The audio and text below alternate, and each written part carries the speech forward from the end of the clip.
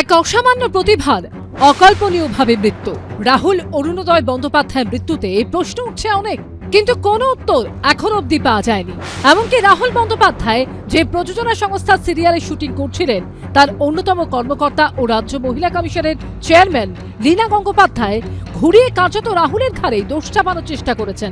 মানে শুটিং তো শেষ হয়ে গেছিল, একটা ড্রোন শটও চেয়েছিল নিতে। অনেক সময় আর্টিস্ট চাইলে তো করে অনেক সময়, এবং সেটা ওর একটা পারফেকশন ছিল। রাহুল বন্দ্যোপাধ্যায়ের মৃত্যুর পর লীনা গঙ্গোপাধ্যায় এই দাবিও করেছিলেন, ডিরেক্টর নাকি ওই শটে নিতে চাননি। অনেক সময় আর্টিস্ট চাইলে তো করে অনেক সময়, এবং সেটা ওর একটা পারফেকশন ছিল, আর খুবই ভালো করে কাজটা করছিল। ডিরেক্টর নিতে চায়নি শটটা। একই কথা বারবার প্রতিষ্ঠা করার চেষ্টা, সব দায় যেন অভিনেতার। আর এরপরই নানা মহলে প্রশ্ন উঠছে। অনেকেই বলছেন, যদি ধরেও নেওয়া হয় নিজের ইচ্ছাতেই রাহুল বন্দ্যোপাধ্যায় চলে গেছিলেন, তাহলে আটকানো হলো না কেন? ডিরেক্টর রিপিটেডলি বলেছে, এবং ওই 70টা মানে যারা টেকনিশিয়ান ছিল সব সমুদ্রের পাড়ে দাঁড়িয়ে থাকে তো শুটিং হলে, প্রত্যেকে বলেছে, প্রত্যেকে ওকে ডেকেছে, প্রত্যেকে। আচ্ছা, ডিরেক্টর ওই জন্যই নিতে চাইনি, কারণ ডিরেক্টর বলেছিল এখানে তো এই সিন এরকম কোনো নেই কিছু, আর ওই গল্পের সঙ্গেও যায় না। রাহুল বন্দ্যোপাধ্যায় আর ফিরবেন না, কিছু বলতেও পারবেন না, আত্মপক্ষ সমর্থনের কোনো সুযোগও নেই। তাই কি তার ঘাড়ে সব চাপিয়ে দেওয়ার চেষ্টা? এবিপি আনন্দ। দীর্ঘদিনের রাজনৈতিক অভিজ্ঞতা, ক্যারিয়ারের কার্যত মধ্যগগনের শিবির বদলেছেন। তৃণমূল ছেড়ে এখন তিনি বিজেপিতে।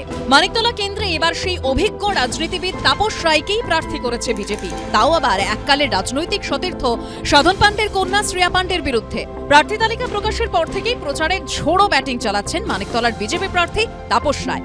দিনে রাতে চষে ফেলছেন উত্তর কলকাতার অলিগলি। কিন্তু তাপস রায়ের দিনভর এই হেকটিক শিডিউলের পুষ্টিমন্ত্র কি?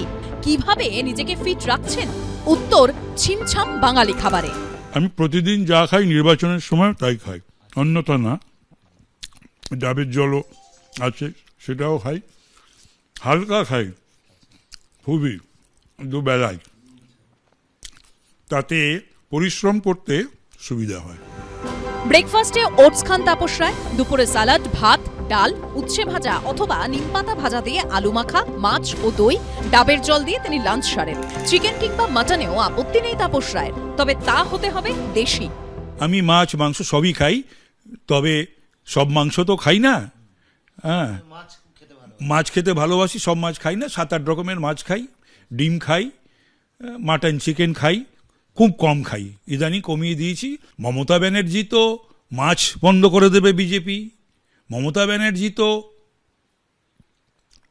বলেন যে বাঙালি অবাঙালি করেন, হিন্দু মুসলমান করেন। কি ব্যাপারটা কি বাঙালি অবাঙালি? সন্ধেবেলাও আরেক প্রশ্ন প্রচার সারতে হয় মানিকতলার বিজেপি প্রার্থীকে। সন্ধেবেলা চা, বিস্কুট, মুড়ি, রাতের খাবারে ছোট দুটো রুটি, ডাল, সবজিতেই ভরসা রাখেন তাপস রায়।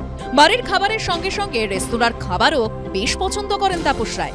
পছন্দের তালিকায় রয়েছে উত্তরপ্রদেশের খাবার থেকে শুরু করে মুঘল কিংবা চাইনিজ কন্টিনেন্টালও। আপনার কোনো খাবার ক্ষেত্রে রেস্ট্রিকশন আছে নাকি? না, কোনো রেস্ট্রিকশন নেই। রেস্টুরেন্টে খাওয়া বা এরকম কিছু আপনার কি হ্যাবিট আছে? গিয়ে খাওয়ার হ্যাবিটটা আমার নেই বললেই চলে। রেস্টুরেন্ট, হোটেলে খাওয়ার ইচ্ছা হলে আনিয়ে নিই। পুষ্টিবিদেরা বলছেন, ভাতে থাকে প্রচুর পরিমাণ কার্বোহাইড্রেট, থাকে প্রোটিন, ভিটামিন ও খনিজ। ডালে থাকে আয়রন, প্রোটিন, ফাইবার, খনিজ এবং কার্বোহাইড্রেটের মতো পুষ্টি উপাদান। সবজিতে থাকে প্রচুর পরিমাণে ভিটামিন ও খনিজ পদার্থ। মাছ মাংসে থাকে প্রচুর পরিমাণে প্রোটিন। মাছ থেকে বাড়তি ভিটামিন এ ও ক্যালসিয়ামও পাওয়া যায়। এই সব পুষ্টিগুণে দিনভর ফিট প্রার্থী। অর্ণব মুখোপাধ্যায়ের রিপোর্ট, এবিপি আনন্দ। এবিপি আনন্দ, এগিয়ে থাকে, এগিয়ে রাখে।